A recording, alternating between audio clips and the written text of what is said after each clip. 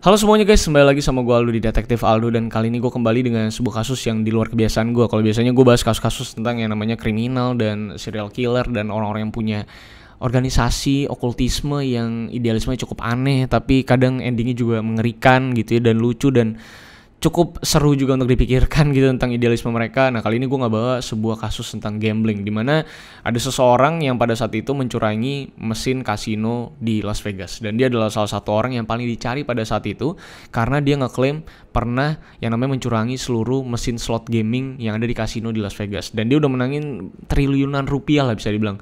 Dia ngebangun sebuah timnya besar banget, bahkan saat dia masuk kasino dari strategi-strategi yang dia buat sampai endingnya juga menarik, dan prosesnya apalagi. Nah jadi kita akan lihat kasus tentang ini adalah tentang kasus Tommy Glenn Carmichael. Ini udah gue kasih teasernya juga di YouTube. Dan tentunya kalau misalkan tertarik dengan kasus gambling ini, gue punya kasus yang lebih menarik juga, namanya MIT Blackjack Team, yang menjadi sebuah inspirasi bagi film 21. Dimana ini adalah sebuah tim yang isinya mahasiswa-mahasiswa cerdas gitu ya, mahasiswa cerdas matematika yang pergi seminggu sekali bersama dosennya untuk ke Las Vegas main blackjack, ngakalin blackjack dan sistemnya, dan dapetin duit cukup banyak. Ini kasus yang seru banget. Kalau kalian belum tahu gitu ya, kalian bisa nonton film 21 dulu. Itu seru juga untuk ditonton, karena itu basicnya adalah kisah nyata juga. Nah kalau kalian yang nanya kenapa gue nggak bahas tentang kasus remaja wanita yang belakangan ini lagi hits, karena masih masa berduka, kasihan keluarganya kalau gue monetize kontennya. Jadi nanti mungkin gue akan bahas mungkin sekitar 6-7 bulan setelah kasusnya sudah mereda gitu ya, karena buat gue masih kurang nyaman lah kalau untuk bahas kasus-kasus dimana orang tuanya juga lagi sedih banget kehilangan anaknya gitu. Jadi gue turut berduka aja. Dan kalau misalnya nanti 6-7 bulan kan tentunya informasinya udah solid, udah gak ada asumsi lagi, sidangnya udah selesai, semuanya selesai, tentunya bisa diceritakan dengan jauh lebih baik gitu ya. So mari kita bahas kasusnya tentang Tommy Glenn Carmichael. Tapi sebelum itu silahkan untuk like, share, dan subscribe dulu supaya kalian bisa support gue terus. Dan tentunya kalian gak tinggal update dari sini. Dan pastikan juga follow gue di Instagram. Gue ada di @rivalsantosa, dari Twitter juga. Kalian bisa DM kasus-kasus yang menarik, karena pastinya gue baca sih. Tapi belum tuh gue balas karena banyak banget gitu ya. Mari kita nonton intronya dulu guys. I lost myself. I waited still. Tommy Glenn Carmichael, dia adalah orang yang lahir di Amerika, dan gak ada info lengkapnya itu tepatnya di kota apa, tapi pasti dia lahir di tanggal 7 Mei 1950 saat teknologi itu memang lagi mulai berkembang semakin cepat. Bahkan kalau lu ngomongin masalah remote TV gitu ya, namanya microprocessor atau microchip dalam komputer, modem komputer, itu segala macam tuh semuanya dimulai dari era 50-an. Jadi memang era dimana progressingnya tuh lagi tinggi-tingginya masalah teknologi. Dan karena lahir pada era 50-an, Tommy ini sangat menyukai yang namanya teknologi, karena memang lagi gede-gedenya gitu. Ya namanya anak muda pasti akan relevan dengan yang namanya culture yang memang erat dan relevan pada eranya.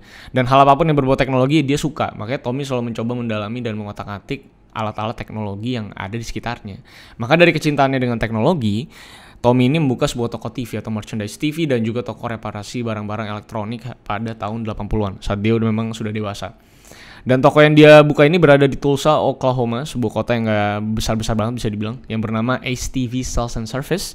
Dan karena pada tahun 80-an tuh belum ada toko-toko yang setipe gitu, makanya toko Tommy ini tuh langsung hits banget dan jadi kaya raya gitu ya, dan bisnisnya berjalan dengan sangat lancar.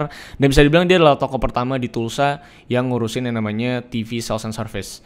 Tapi di mana ada gula ada semut ya, tentunya ada bisnismen yang melihat sebuah opportunity, dan tentunya banyak orang-orang yang oportunis tentunya.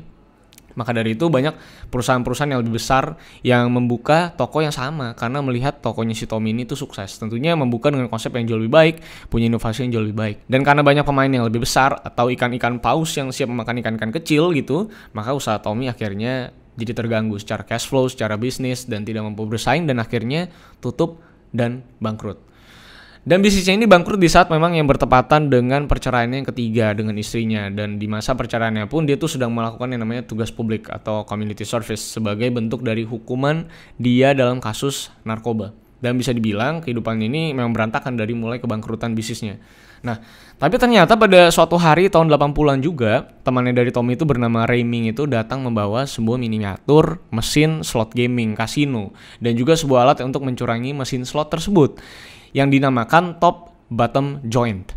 Dan setelah Tommy mempelajari mesin slot milik si Ray Meng ini dan bisa menggunakan alat untuk mencuranginya, akhirnya Tommy ini tuh langsung yang namanya meninggalkan seluruh keresahan dan pekerjaannya di Tulsa dan langsung pergi ke Las Vegas untuk mencoba alat ini. Apakah memang alat ini tuh bisa bekerja dan mencurangi mesin-mesin judi?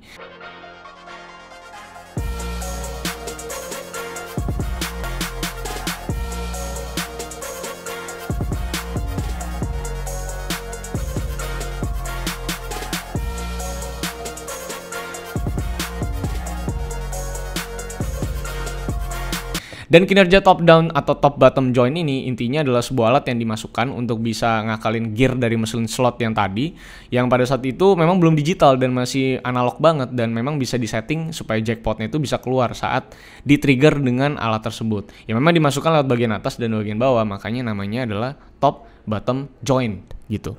Setelah sampai di Vegas gitu ya, dia membawa alat tersebut dengan kepercayaan diri yang sudah dia ada gitu, karena sudah berhasil yang namanya mengotak-atik dari miniatur mesin judi yang dibawa sama temennya. Akhirnya dia tuh mencoba mesin yang memang nominalnya paling kecil, karena dia nggak mau rugi dulu, karena kan untuk main lo bakal tuker dulu duitnya, dan maka dari itu dia langsung main yang paling kecil dulu supaya pengen ngetes apakah memang alat ini berfungsi. Dan ternyata cara mencuranginya tuh berhasil gitu, dan dia bisa mendapatkan $35 pada saat itu dalam hitungan menit saja. Karena kalau biasa lo main slot machine tuh lama banget, biasa ada probabilitas, hitungan, algoritmanya segala macam. Nah, di sini dia cuma dengan pakai alat itu $35 keluar dengan yang namanya biaya 1 sen gitu. Jadi kan udah cuan keras gitu kan. Dan setelah dia memenangkan $35 ini, dia tuh mulai pindah-pindah ke beberapa kasino lain yang ada di Las Vegas, karena Las Vegas kan adalah tempat di mana gambling itu legal di Amerika, dan beberapa daerah lainnya tentu punya yang namanya policy beda-beda. Tapi Las Vegas salah satunya pasti terbesar kan di Amerika. Dan selama seminggu penuh dia tuh ada di sana, dan dia tuh berhasil mencurangi uang tuh hampir $10,000 dari mesin slot gaming yang dia curangin. Karena pada era itu belum ada yang curang-curangan kayak gitu, jadi dia adalah orang yang pertama, dan itu bisa dibilang jadi kurang lah security dalam kasino, karena belum pernah ada orang yang bisa melakukan semudah itu untuk mencurangi slot-slot gaming ini. Kalau sekarang mungkin $10,000 yang didapatkan dalam seminggu itu mungkin sekitar 20 ribuan kalau ditambah inflasi dan segala macam, ya mungkin hampir 300 jutaan lah seminggu. Siapa yang nggak mau gitu? Cuman aja crack keluar koin 300 juta seminggu, ya kan? Pasti sangat-sangat senang dia tanpa modal gitu kan. Bahkan Tommy berhasil mengumpulkan lebih dari $1 juta dengan alat top bottom joint ini. Tapi karena mulai banyak orang yang menggunakan hal yang sama, mulai diadaptasi juga sistemnya, dan semakin banyak kecurangan di kasino juga, maka dari itu kasino tuh mulai mengubah teknologi yang tadinya mesin slot gamingnya itu analog, ini jadi digital, sehingga nggak bisa dicurangi dengan cara yang sama. Update terhadap teknologi ini ngebuat si Tommy ini akhirnya berpindah ke kasino-kasino yang lebih kecil. Kalau tadi dia bisa ke kasino-kasino besar, sekarang dia mesti nyari kasino-kasino kecil yang belum mengupgrade mesin slot gaming mereka. Jadi kan masih tetap analog. Nah, karena kasinonya kecil, tentunya kan perhatiannya jadi jauh lebih besar gitu, lebih gampang diliatin gitu. Maka dari itu si Tommy ini jadi gampang dipergokin karena dia mainnya di kasino-kasino kecil. Nah, karena dia sudah sempat dipergokin di salah satu kasino kecil, Tommy ini diikutin sama polisi dan bisa dibilang diobservasi selama 1 minggu untuk ngumpulin bukti tentang kegiatan Tommy sehari-hari. Dan di sebuah restoran saat dia makan, dan saat itu Tommy tuh masih pura-pura nggak tahu saat dia didatengin sama polisi di restoran tersebut. Tapi sayangnya saat digeledah itu ditemuin tuh di bajunya ada namanya alat top bottom joint tersebut yang memang sudah masuk ke namanya ke agenda para polisi, alat-alat yang bisa mencurangi slot gaming, dan itu dianggapan memang tindakan kriminal.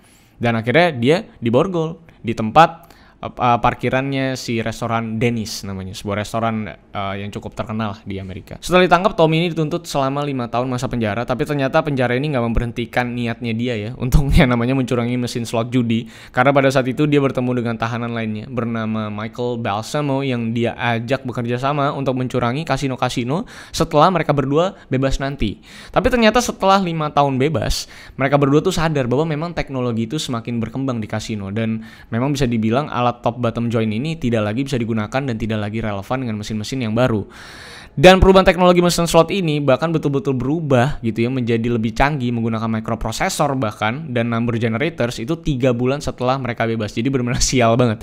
Tapi namanya juga udah hobi dan bisa dibilang punya prinsip entrepreneur banget gitu ya si Tommy ini. Tommy justru jadiin ini tantangan dan dia pengen bisa mengalahkan mesin judi yang baru ini. Dan dia akhirnya membeli mesin slot judi yang baru itu untuk dikulik sama dia sendiri, dan dia menciptakan sebuah alat baru untuk mencurangi mesin baru ini yang dinamakan Monkey Paw.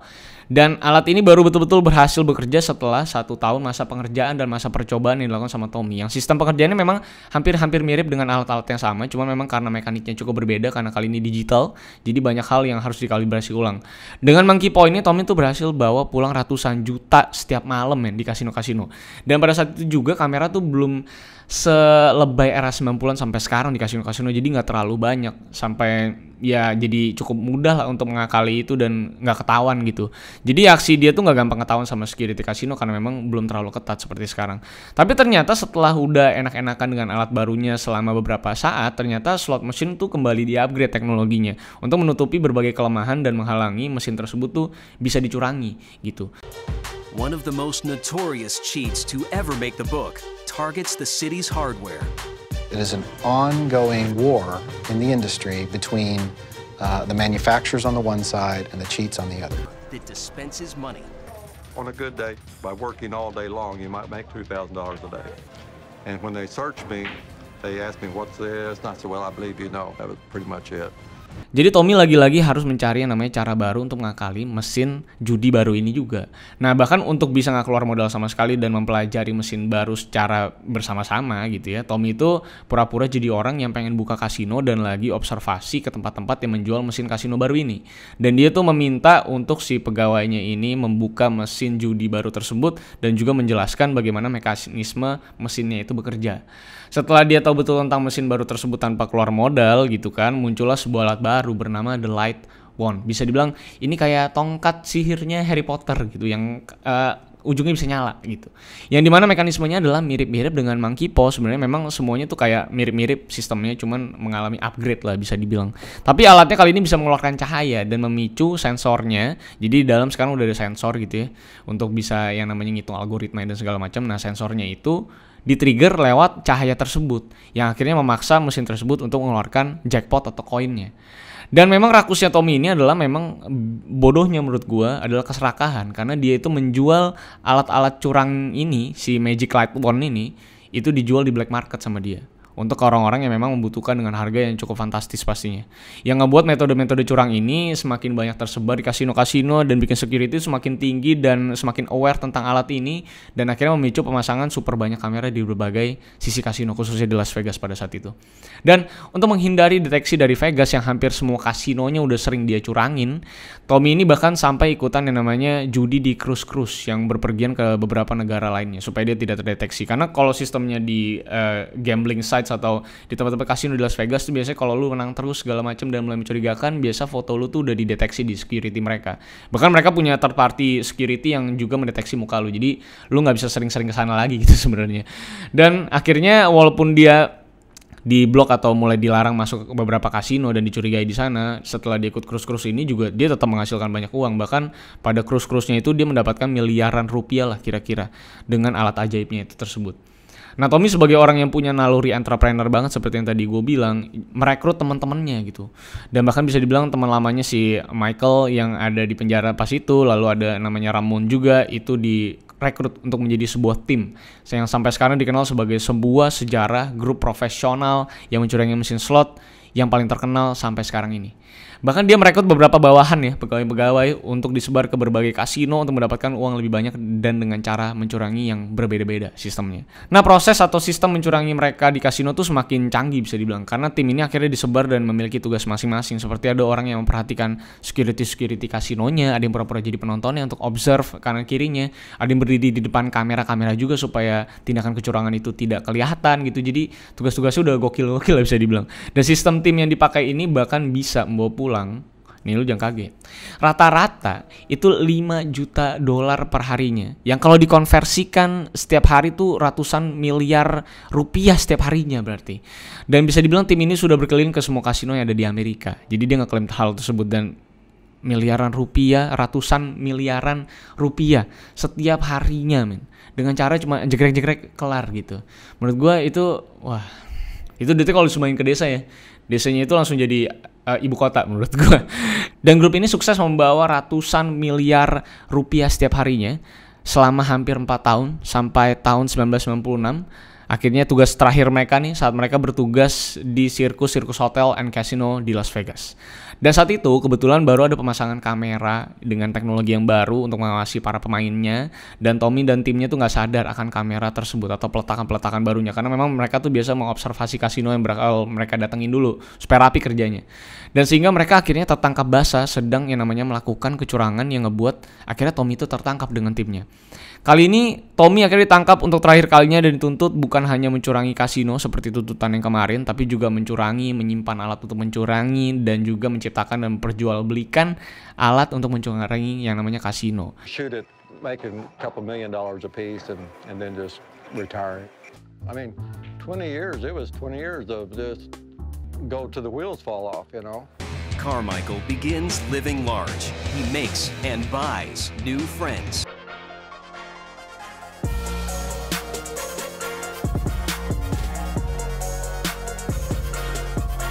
Tapi entah kenapa karena buktinya kurang pada saat itu, Tommy itu dilepaskan setelah 24 jam ditahan. Sampai akhirnya dia itu berhasil dituntut dan dinamakan sebagai pemimpin operasi mencurangi kasino yang paling dicari di Amerika, tapi hanya dituntut kurang dari 1 tahun dengan masa 3 tahun percobaan dan harus menjauh dari seluruh kasino Amerika sampai masa percobaannya berakhir. Ini masih menjadi polemik, apakah dia dapat tuntutan yang sangat kecil itu kenapa gitu sebabnya, karena kan duitnya pasti banyak sekali ya. Jadi gue nggak tahu kan sebenarnya backgroundnya kenapa dia bisa dituntut dengan sangat-sangat rendah, bahkan lebih rendah dari masa tuntutannya beberapa tahun yang lalu, yang saat dia cuma dapetin receh-recehan doang. Tapi Nevada Gaming Commission melihat Tommy itu sebagai orang yang berbakat sebenarnya, dan akhirnya si Tommy ini juga volunteer atau bisa dibilang menyerahkan dirinya untuk bisa bekerja sama dengan Nevada Gaming Commission. Jadi Las Vegas itu di Nevada. Jadi akhirnya si Tommy ini ngebantu Nevada Gaming Commission untuk ngebuat sebuah sistem untuk menghalangi seluruh metode kecurangan yang mungkin akan terjadi di masa mendatang dengan alat-alat yang lebih baru. Dan salah satu ciptaannya Tommy adalah The Protector, yang memang dipakai sampai sekarang untuk ngeblok seluruh alat-alat untuk yang namanya mencurangi mesin-mesin kasino yang ada di Las Vegas. Walaupun kerjasama dengan Nevada Gaming Commission udah berlanjut dan menciptakan sebuah device atau sebuah teknologi yang cukup baru dan melindungi kasino-kasino di Las Vegas, tapi tetap Tommy itu masuk black booknya Nevada Gaming Commission dan tidak boleh menginjakan kaki di kasino-kasino yang ada di Las Vegas. Nah, itulah dia cerita tentang si Tommy Carmichael ini, yang menurut gue value of life-nya adalah dia adalah orang yang tidak pernah menyerah. Bisa dibilang dia melakukan kriminal, walaupun sebenarnya nggak terlalu merugikan orang lain sih, merugikan bandar-bandar atau para kapitalis yang duitnya sebenarnya sudah sangat besar. Dan memang sistem di gambling sites ini adalah tidak akan memberikan lu kemenangan yang terus-terusan. Ujung-ujungnya endpointnya adalah mereka harus menang, namanya juga sebuah bisnis gitu. Jadi apa yang dilakukan sama Tommy ini menurut gue sangat-sangat di garis abu-abu sih, bisa dibilang salah atau tidak salahnya, bisa kayak Robin Hood lah bisa dibilang. Ini adalah sebuah kasus yang seru sih menurut gue pribadi, tapi nggak tahu buat kalian apakah ini menjadi sebuah kasus yang seru. Tapi kalau ini seru silahkan tulis di kolom bawah, nanti gue akan bahas lagi kasus yang lebih besar tentang MIT Blackjack Team yang researchnya juga akan jauh lebih tinggi sepertinya. Nah, itulah tentang kasus Tommy. Kalau misalnya ini menarik untuk kalian, silahkan untuk like, share, dan subscribe pastinya. Dan silahkan follow gue di Instagram, gue udah di @rivalsantosa, gue di Twitter juga kalau misalnya DM kasus yang menarik. Dan pastikan juga kalian bisa tulis kolom komentar kira-kira kasus menarik apa lagi yang bisa kita bahas di kolom komentar di bawah, dan silahkan berdiskusi di bawah. Kalau misalnya menurut kalian ini adil atau tidak adil untuk hukuman si Tommy ini. So, sampai jumpa di kasus-kasus selanjutnya, karena masih banyak kasus-kasus yang cukup menarik untuk bisa kita bahas di seluruh dunia ini dan mungkin tidak akan ada habisnya. So, see you on the next case, guys. I lost myself. I waited still for a glimmer to arise.